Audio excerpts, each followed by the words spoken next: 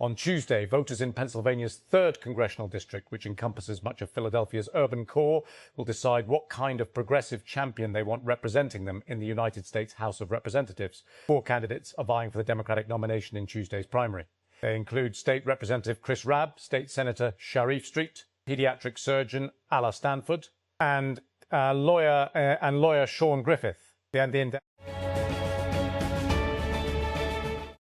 Pakistan's exports to the Middle East fell 8% year-on-year in April, underscoring the impact of regional conflict on the country's trade flows with one of its most important markets. Outbound shipments to the region dropped to 230.279 million during the month, with exports to the UAE, Qatar, Kuwait, Bahrain and Jordan all declining, according to central bank data.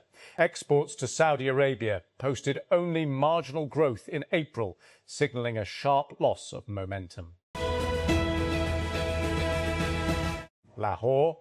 A newly married woman who was allegedly set on fire by her in-laws 2 days ago succumbed to her critical burns at Nishtar Hospital, Multan, on Monday.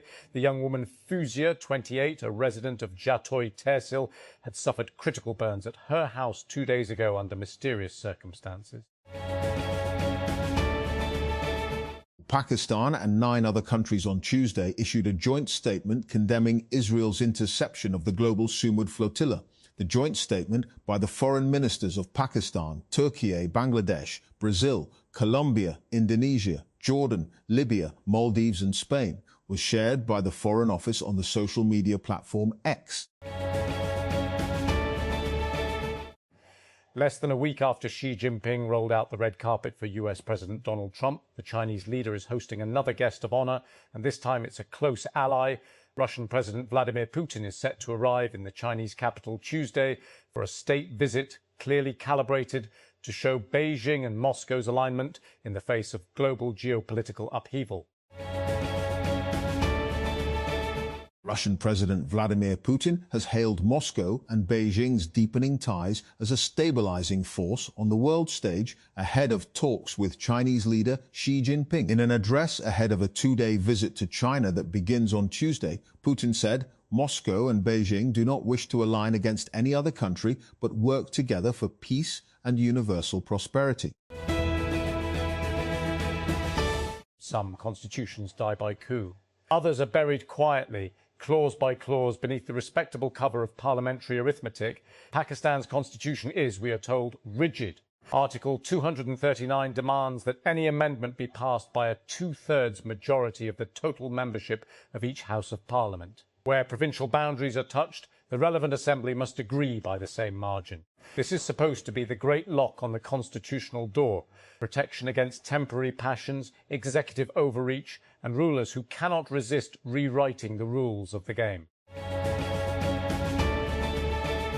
Lahore. A newly married woman who was allegedly set on fire by her in-laws 2 days ago succumbed to her critical burns at Nishtar Hospital, Multan, on Monday. The young woman Fuzia, 28, a resident of Jatoi Tehsil, had suffered critical burns at her house 2 days ago under mysterious circumstances. Lahore. The University of Health Sciences, UHS, on Monday launched the first phase of a 4-part capacity building program in collaboration with the UNICEF aimed at incorporating nutrition and child health interventions into the MBBS curriculum across Punjab. The initiative began with a 3-day training workshop on community-based management of acute malnutrition, SAMAM. Islamabad. The federal government asked the provinces on Monday to increase their revenue contribution by at least Rs 400 billion, nearly 40% of their existing share, in the coming fiscal year through more effective collection strategies in agriculture, property and services to remain in the good books of the International Monetary Fund, IMF. At a consultative meeting with provincial finance ministers, Finance Minister Muhammad Aurangzeb conveyed the IMF's deep satisfaction over the robust fiscal performance of both the 4 provinces and the centre during the current fiscal year. After military build-up in Middle East, Trump announces decision to hold off attack planned for Tuesday at Gulf states' request. Esmail Bakaye confirms exchanges through Pakistan continue. Iranian media claims Washington showing some flexibility. Persian Gulf Strait Authority formed to oversee traffic through Hormuz. Iran claims targeting militias in Iraq, Tehran, Washington. Hours after Iran said it had responded to a new US proposal aimed at ending the war, President Donald Trump said that he had decided to hold off a planned attack at the request of Gulf leaders. The Permanent Court of Arbitration's supplemental award on Islamabad's decade-old petition challenging the design specifications of two Indian hydropower projects on rivers allocated to Pakistan under the Indus Waters Treaty is a definitive affirmation of the supremacy of international law over unilateral state actions. It places India in an increasingly untenable position, legally, diplomatically, and perhaps important, morally. The ruling removes whatever ambiguity India has been trying to exploit. By reaffirming that the IWT remains binding on both parties and that neither can unilaterally suspend it, the decision closes the door on India's irrational position that it can arbitrarily hold the treaty in abeyance. Two teenage gunmen opened fire on Monday at the Islamic Center of San Diego, California, killing a security guard and two other men outside the mosque before the suspects were found dead, apparently from self-inflicted gunshot wounds. Police said San Diego Police Chief Scott Wall said local law enforcement and the FBI were investigating the attack on the largest mosque in San Diego County as a hate crime. 3 people have been killed in a shooting at a mosque in San Diego, California, which officials believe was perpetrated by 2 teenage attackers. The shooting took place on Monday morning as officers were investigating a call about a possibly suicidal teen who had run away from home. In the northwest corner of the United States, Oregon has fostered a reputation as a left-wing stronghold. Since the 1980s, the Beaver State has consistently elected Democrats in most of its statewide races. But even in a comfortably blue state like Oregon, the fight to hold on to political power can be competitive. The United States has said it will not take part in a joint board for continental defence with Canada, depicting the country as failing to live up to its defence obligations. On Monday, US Undersecretary of Defence Elbridge Colby wrote on social media that his department would halt its involvement in the Permanent Joint Board on Defence to recess the forum's benefits.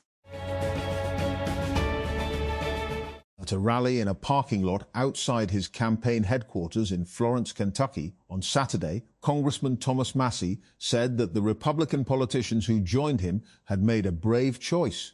"I'm sure they'll be punished for coming here today," he said. As dawn breaks, hundreds of men gather at a dusty square in Chagcharan, the capital of Ghor province in Afghanistan.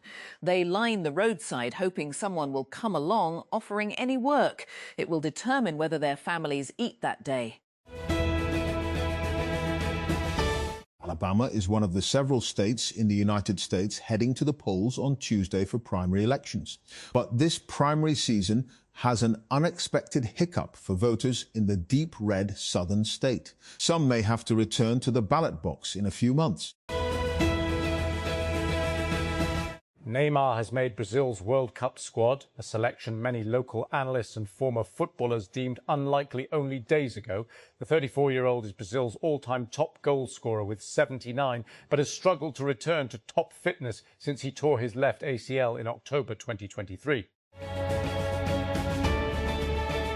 Arsenal are on the brink of ending a 22-year wait to win the Premier League after beating Burnley 1-0 to open up a 5-point lead at the top. Kai Havertz headed in the only goal on Monday, but was also lucky to avoid a second-half red card that could have swung the title race back in Manchester City's favour.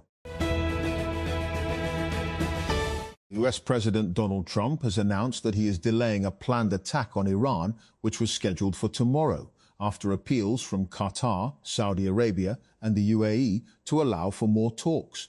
Al Jazeera's Alan Fisher breaks down what Trump said. Bolivian security forces have clashed with followers of ex-President Evo Morales as they marched into the capital as part of a nationwide protest movement fueled by the nation's worst economic crisis in a generation. After a 6-day march through the Andes, thousands of maramites and slingshots converged on the capital dynamite sticks La Paz on Monday, where they were met by riot police.